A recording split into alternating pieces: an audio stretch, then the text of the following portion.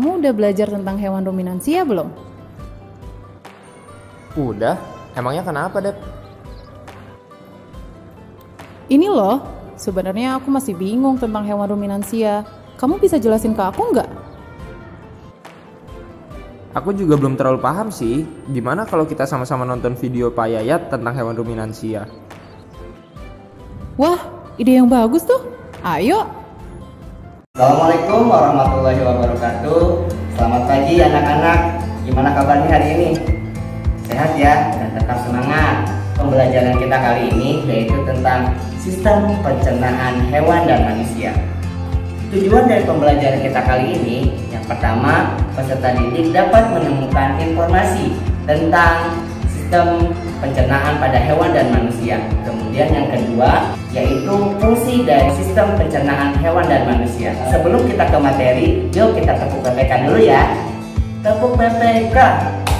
Religius, nasionalis, mandiri, gotong royong, integritas. Papa 5, be smart, be spirit, follow direction quickly. Gak usah lama-lama ya. Yuk kita belajar bersama Pak Yayat. Halo semuanya, ayo kita belajar bersama Pak Yayat ya. Oke, hari ini kita akan belajar tema 3, makanan sehat. Subtema 1, bagaimana tubuh mengolah makanan, muatan pelajaran IPA. Organ-organ pencernaan hewan dan fungsinya. Organ-organ pencernaan pada hewan berbeda-beda.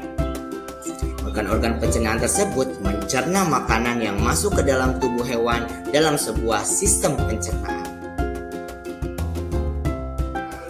Yang pertama kita akan belajar tentang sistem pencernaan pada serangga. Yang pertama yaitu mulut, tembolok, empedal, lambung, usus, kemudian anus. Kemudian kita akan belajar sistem pencernaan pada hewan ruminansia. Hewan ruminansia adalah hewan memamah biak, adalah kelompok hewan pemakan tumbuhan yang mencerna makanannya dalam 2 langkah, seperti sapi, kerbau, rusa, domba, kambing, dan kijang.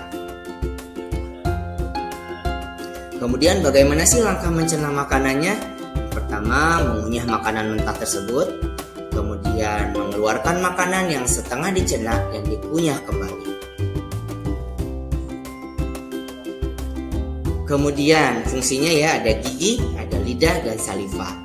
Gigi sapi tersusun dari gigi seri yang berguna untuk memotong makanan dan gigi geraham untuk mengunyah makanan. Kemudian lidah sapi berguna untuk merenggut makanan dan mendorong makanan yang sudah dikunyah menuju lambung. Kemudian saliva merupakan cairan atau enzim khusus yang dihasilkan oleh kelenjar khusus pada sapi yang kemudian disalurkan ke dalam rongga mulut. Saliva ini berperan dalam proses pencernaan kimiawi. Kemudian, lambung sapi berbeda dengan lambung manusia.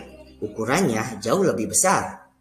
Lambung sapi merupakan organ pencernaan yang sangat penting bagi sapi.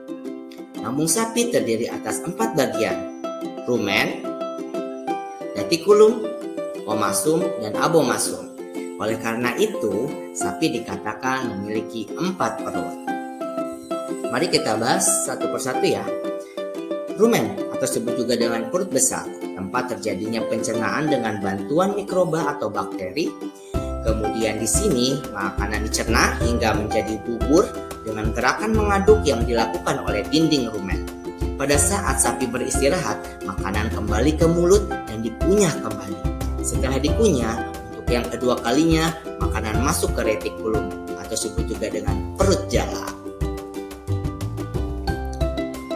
Lalu di dalam retikulum ini, makanan kembali mengalami proses fermentasi dengan bantuan bakteri anaerob dan protozoa.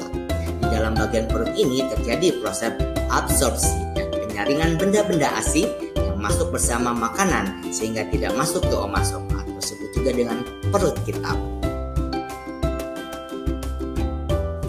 Lalu di dalam omasum, makanan dicerna dengan bantuan enzim pencernaan. Selanjutnya, makanan masuk ke abomasum.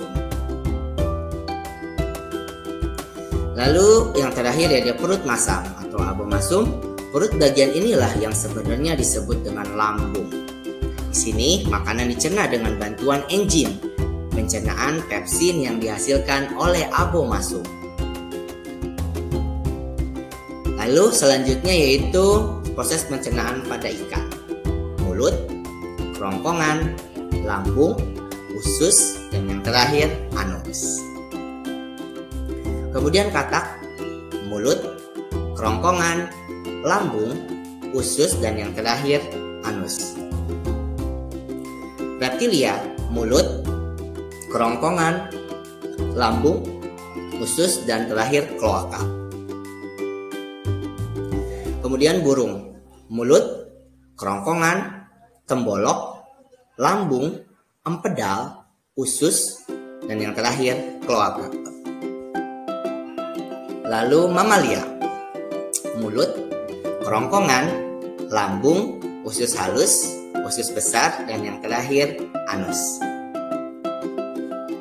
Lalu kita menuju ke organ-organ pencernaan manusia dan fungsinya. Sistem pencernaan pada manusia terdiri atas organ-organ tertentu dengan fungsinya masing-masing. Mari kita bahas ya satu persatu. Nah, inilah organ-organ pencernaan pada manusia. Anak-anak bisa dilihat ya.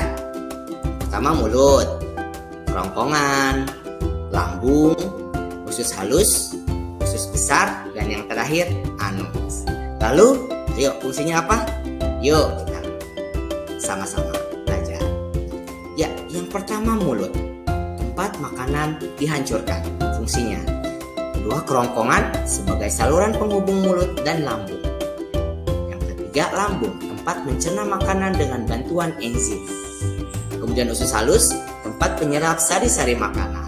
Kemudian usus besar, tempat penyerapan air sisa penyerapan usus halus dan membuang zat-zat sisanya. Dan yang terakhir, anus, saluran pembuangan sisa pencernaan. Lalu bagaimana sih prosesnya? Yang pertama, memasukkan makanan ke mulut. Kemudian yang kedua, mengunyah makanan dengan menggunakan gigi. Kemudian yang ketiga, menelan makanan di kerongkongan. Nah, setelah menelan di kerongkongan, kemudian pemecahan makanan dari zat yang kompleks menjadi molekul-molekul yang lebih sederhana dengan bantuan enzim yang ada di lambung.